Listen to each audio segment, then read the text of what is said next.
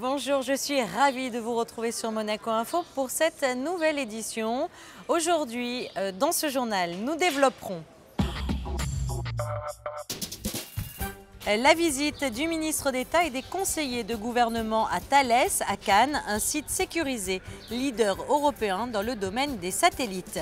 Retour en principauté où le Stars & Bars vient de souffler ses 20 bougies. Street Party, un anniversaire des plus festifs et à la hauteur de l'événement. Coup de projecteur une fois encore sur les seigneurs des mers. Cette fois, les requins sont vus par des artistes avec l'exposition Croc-Art au musée océanographique. Un nouveau magazine pour Monaco, le trimestriel Intersection débarque en principauté et promet de belles surprises. Suite et fin de notre série de reportages sur les études post-bac à Monaco. Cette fois, Sandrine Nègre vous fera découvrir l'école supérieure d'art plastique. Mais avant de développer ces titres, les résultats du baccalauréat 2013. Une nouvelle fois encore, les résultats obtenus par les élèves de la Principauté de Monaco au baccalauréat sont excellents, avec 95% d'admis dans les deux lycées de Monaco au baccalauréat général, avant même l'oral de rattrapage. 83% des nouveaux bacheliers ont décroché une mention, dont 21% la mention très bien. En ce qui concerne les baccalauréats technologiques, ils affichent un taux de réussite de 94,7%. Direction Cannes où le ministre d'État a effectué une visite à Thales en présence des conseillers de gouvernement. Ce site sécurisé est le leader européen dans le domaine des satellites. Un satellite de télécommunication est actuellement en construction et 12 de ces canaux seront commercialisés par SSI, une société monégasque. Le reportage de Fabien Bonilla. Une délégation monégasque a visité le siège social de Thales Alenia Space. Cet établissement cannois est une référence mondiale dans la construction des satellites. Et justement, un satellite de télécommunication est en cours de construction. Ce satellite, MonacoSat, sera prochainement envoyé dans l'espace à un point précis qui appartient à Monaco. C'est une première. La principauté a désormais la tête dans les étoiles. 52 degrés est, voici précisément la position orbitale de Monaco. Pour nous, c'est effectivement l'entrée de Monaco dans l'espace. En fait, grâce à notre tandem avec SSI, on a réussi à viabiliser un projet satellitaire. Il y en a plusieurs qui se montent, il y en a très peu qui réussissent jusqu'au bout. Et nous, aujourd'hui, déjà depuis la semaine dernière, nous avons enregistré auprès de l'Union internationale des télécommunications notre position orbitale en l'ayant mise en service. Et ça, pour nous, c'est un grand pas en avant. Un contrat de licence d'exploitation des fréquences de cette position orbitale a été signé entre la société monégasque Space System International et le gouvernement princier. Un premier contrat a par la suite été signé entre la SSI et le gouvernement du Turkménistan afin de permettre à ce pays de réduire sa fracture numérique et d'augmenter sa capacité interne de télécommunication. La totale capacité de satellite, 38 canaux. Et on doit trouver les clients pour 38 canaux. On a trouvé un pays, Turkménistan, pour 26 canaux déjà. C'est une très très bonne nouvelle pour nous parce que c'est un client gros et qui finit notre financement. Mais l'autre 12 canaux, on peut utiliser ces 12 canaux pour transmettre plus de 200 chaînes de télévision ou 100 télévisions HD ou d'autres choses, de télécommunications, d'Internet, parce que ça c'est trop gros capacité. Lors de cette visite à Thales, le ministre d'État a signé le livre d'or. Le président de SSI Monaco, Ilhami Egoun, a par la suite signé un contrat de formalisation avec Thales et avec SES Astra. Le début de la construction de ce satellite a débuté il y a près d'un an. Au final, il pèsera 4,8 tonnes et couvrira une zone allant de la Chine jusqu'à l'Atlantique, en passant bien sûr par l'Europe. Le lancement de MonacoSat est prévu pour novembre 2014, lancement de Cap Canaveral. Le Stars & Bars fête ses 20 ans déjà pour l'établissement monégasque.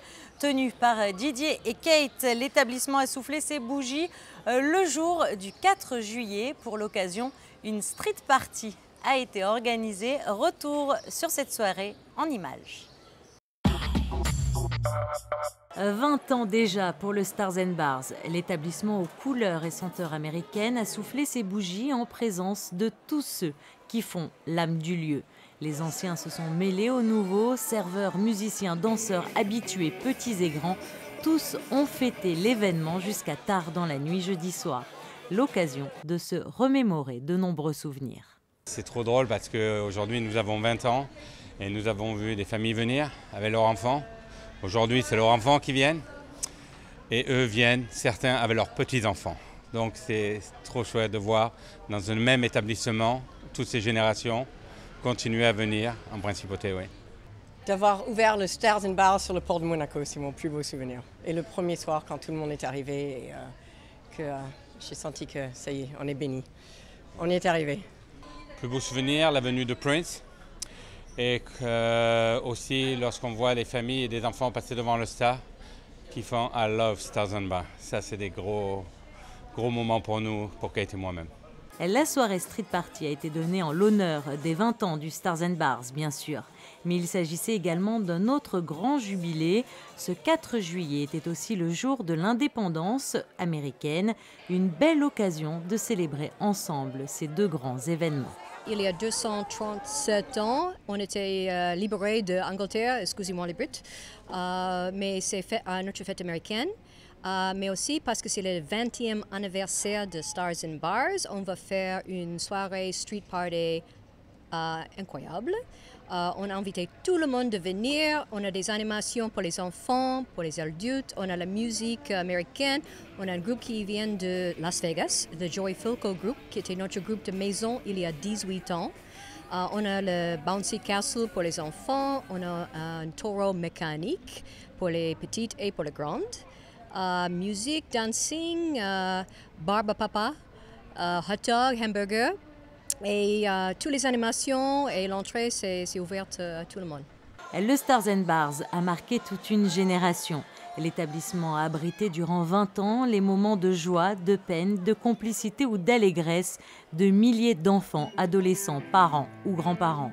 Il a vu grandir les enfants pour les voir devenir à leur tour parents. Et c'est avec émotion que tous ont tenu à lui rendre hommage ce jeudi en soufflant avec lui ses 20 bougies et pour lui murmurer « Merci pour tous ces beaux moments passés avec toi et continuons d'écrire ensemble les prochains ». Cristiano Ronaldo était lui aussi en principauté ce jeudi pour la soirée organisée par Jacobs & Co à l'Hôtel de Paris. Le footballeur est l'ambassadeur de cette marque pour la ligne masculine de haute horlogerie. Émilie Rousseau l'a rencontré à cette occasion.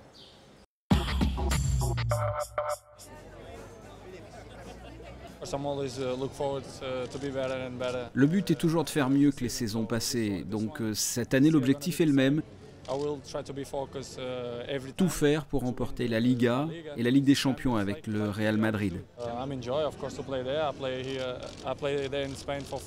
Ça fait 4 ans que je joue en Espagne et je veux continuer cette belle aventure. J'espère également qu'on pourra se qualifier pour la Coupe du Monde avec le Portugal.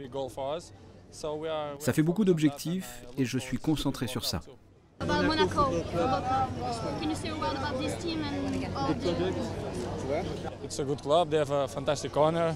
un bon club qui a un président fantastique. Monaco revient en Ligue 1. Je leur souhaite le meilleur parce qu'il y a 2 Portugais dans l'équipe, mais aussi Falcao et James Rodriguez. Is it possible to see you playing for Monaco in a few years, maybe?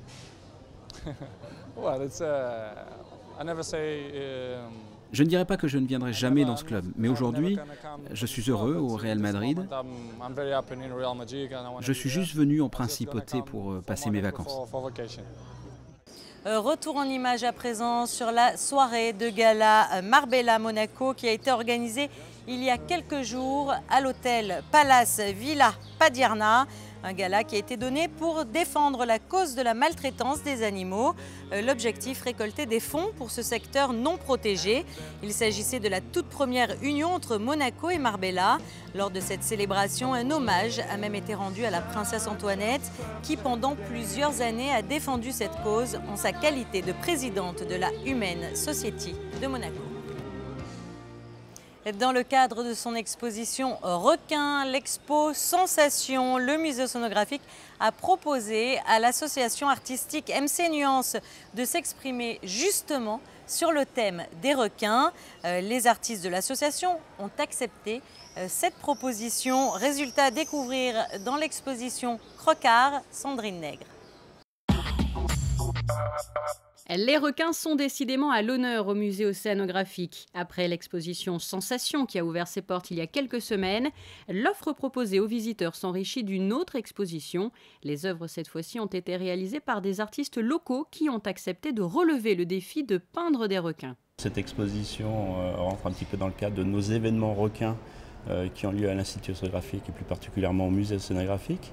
Elles sont un volet supplémentaire donc, de notre exposition Sensation qui a été ouverte le 8 juin. Le musée océanographique joue pleinement son rôle en accueillant des expositions dites sociétales, puisqu'on ouvre justement à des amateurs l'occasion de s'exprimer sur la protection des requins. La peinture est un des outils qui permet donc de s'exprimer. Crocart ou l'exposition dans l'exposition qui a vu le jour grâce à l'invitation du musée océanographique. Invitation faite à l'association MC Nuance composée d'anciens élèves des ateliers publics organisés à l'école supérieure d'art plastique de la ville de Monaco. Le musée océanographique nous a très gentiment accueillis pour justement essayer de nous exprimer sur voilà, une des facettes des requins et on a voulu les montrer de manière le plus ludique et montrer que justement ça n'est pas toujours par la peur que l'on parle du requin mais qu'aussi de manière ludique et de manière voilà, fantaisiste et colorée. Nous sommes une vingtaine donc à participer à cette exposition. Alors c'est vrai qu'au début quand on vous dit un thème imposé, le requin, on se dit ah là là comment on va le traiter, puis surtout qu'on ne voulait absolument pas le traiter de manière féroce et de manière... Donc on a bien réfléchi tous ensemble et on est bien parti sur l'idée que justement on voulait montrer le requin sur le bon côté des choses. Et donc après petit à petit c'est venu par la couleur, on a une professeure qui nous guide un petit peu, qui nous amène un petit peu à rechercher et à développer justement ce côté un peu artistique qui n'est pas forcément au départ dans le requin et vous verrez l'exposition, ça donne pas mal de choses très différentes. Très différentes et à découvrir au cœur de la salle de conférence du musée océanographique jusqu'au 21 juillet. Partons à présent à la découverte d'une toute nouvelle publication qui débarque en principauté. Le magazine Intersection a désormais une édition à Monaco. Alors quels sont les thèmes abordés dans ce trimestriel? La réponse avec Frédéric Elion. Le vogue de l'automobile, voilà comment Karl Lagerfeld qualifie le magazine Intersection, fondé il y a 10 ans en Angleterre. Ce trimestriel a désormais une édition Monaco, dont le premier numéro est sorti à l'occasion du Grand Prix de Formule 1. Culture, architecture, design, automobile, bateau, voilà entre autres ce que vous pourrez trouver à l'intérieur de ce magazine qui compte une dizaine d'éditions dans le monde entier. Un trimestriel où la photo tient une place prépondérante et qui se devait d'arriver en principauté. Le magazine est sur la mobilité, du skateboard au jet privé en gros, via les bateaux, les avions, les voitures. Donc Monaco ça fait complètement sens, on a tout ça ici, donc ça coulait de source. Alors là par exemple pour la couverture qu'on a shooté au Sporting, c'est un shooting mode avec Venturi. Donc l'esprit c'était de faire la dernière Venturi America, le buggy qui va sortir cette année, avec une voiture complètement inédite que personne n'a jamais vue, qui est un modèle qu'un japonais a commandé pour faire le Dakar en 90 si je ne dis pas de bêtises, dont il n'a jamais pris livraison. Et qui dort dans les locaux de Venturi depuis, qui a je crois 700 km. Donc on a fait un revival, puisque celle-là elle n'est pas électrique hein, par contre, hein. Donc vous en doutez bien. Donc il y a ce genre de choses avec une série mode dedans. Ça peut être une interview du numéro 2 de Renault, le Carlos Tavares par exemple, au lendemain du rallye Monte Carlo, historique qu'il a fait, rapport à la renaissance d'Alpine, tout ça. Ce genre de choses, toujours un peu décalé, à notre sauce. Le deuxième numéro d'Intersection Monaco est en cours d'élaboration et sortira à l'occasion du Monaco Yacht Show 2013 avec une couverture bien évidemment consacrée au bateau. Suite et fin aujourd'hui de notre série de reportages consacrés aux établissements qui proposent aux jeunes de suivre des études après le baccalauréat en principauté. Découverte aujourd'hui de l'ESAP, l'école supérieure d'art plastique de la ville de Monaco, avec Sandrine Nègre. À travers son nom, le pavillon Bozio rend hommage à François-Joseph Bozio, le sculpteur né à Monaco. Après avoir abrité pendant plus de 60 ans une école de dessin, la nouvelle école des Beaux-Arts est inaugurée en 1969. Dans les années 90, l'école acquiert une reconnaissance pour une première année de l'enseignement artistique. Et depuis 2004, l'école supérieure d'art plastique de la ville de Monaco est habilitée à délivrer des diplômes de l'enseignement supérieur artistique. Notre formation est une formation en art et en scénographie. Notre objectif est de former des artistes qui seront à même de porter d'une part un projet personnel et d'autre part de s'impliquer dans les domaines de la scénographie. Nous abordons différents champs scénographiques, la scénographie de spectacle et d'art vivant, la scénographie d'exposition, et nous portons un intérêt tout particulier à la dimension scénographique de l'installation et de la performance, ainsi qu'aux nouvelles pratiques artistiques qui questionnent de plus en plus la mise en espace des œuvres et des objets. Nous délivrons 2 diplômes nationaux, le diplôme national d'art plastique qui est un bac+3 et le DNSEP qui est un diplôme national supérieur d'expression plastique qui vaut grade de master et qui est un bac+5. Un programme précis a donc vu le jour afin d'offrir aux étudiants une formation complète, des collaborations enrichissantes avec le nouveau musée national de Monaco, The Monaco Project for the Arts, la compagnie des ballets de Monte-Carlo ou encore la galerie Art Thérapie viennent compléter ce programme. Nous recrutons d'abord une vingtaine d'étudiants maximum en première année. La première année ne peut se redoubler, donc elle est également sélective à son tour. Ensuite, une quinzaine d'étudiants seront admis à poursuivre deuxième, troisième année. Nous gardons à peu près une dizaine d'étudiants pour la quatrième et la cinquième année. Et nous délivrons un enseignement supérieur qui est composé de 2 cycles et organisé en 2 phases. La phase programme qui donc constitue la première, la deuxième et la troisième année. Et puis la phase projet qui constitue quatrième et cinquième année du cycle. La pédagogie est élaborée et construite autour de semaines de cours, de semaines de studio, de semaines de workshops. Alors, les workshops, ça fait partie du jargon des écoles d'art. Ce sont des semaines particulières au cours desquelles nous invitons des artistes extérieurs à l'école à venir donc travailler avec une année du cursus sur des programmes et des temps particuliers. Ensuite, des déplacements culturels, des périodes dédiées aux stages et aux échanges avec d'autres écoles d'art, d'autres étudiants, des séminaires spécifiques en histoire de l'art, par exemple, en esthétique sont également organisés. Nous avons des événements annuels récurrents qui ponctuent et structurent l'année universitaire, un colloque, un programme de conférences, une exposition de travaux réalisés par les étudiants de troisième année, d'autres expositions. Avis désormais aux jeunes intéressés, vous pouvez obtenir plus d'informations sur les modalités des épreuves du concours en vous rapprochant directement de l'ESAP. Et puis un hommage émouvant a été rendu ce vendredi matin à l'église Sainte-Dévote à André Moulberger. André Moulberger disparu tragiquement le 23 juin dernier. Émotion en présence du prince souverain, du ministre d'État, des conseillers de gouvernement, des hautes personnalités de la principauté, de sa famille, de ses amis et de ses anciens collègues de la sûreté publique. Nous arrivons à la fin de cette édition. Il est donc à présent temps de passer en revue la carte météorologique. Samedi, un très beau temps et des températures à la hausse, comptez 23 degrés le matin et 27 au meilleur moment de la journée. Dimanche, encore un beau ciel ensoleillé malgré la présence de quelques nuages en cours d'après-midi. Lundi, un temps légèrement voilé, les températures seront quant à elles stationnaires. Mardi, le temps sera lourd, le ciel se partagera entre éclaircies et nuages. Ce journal est à présent terminé. Merci de l'avoir suivi. J'espère que vous avez passé un agréable moment en notre compagnie. Et quant à moi, je vous dis à très vite sur Monaco Info.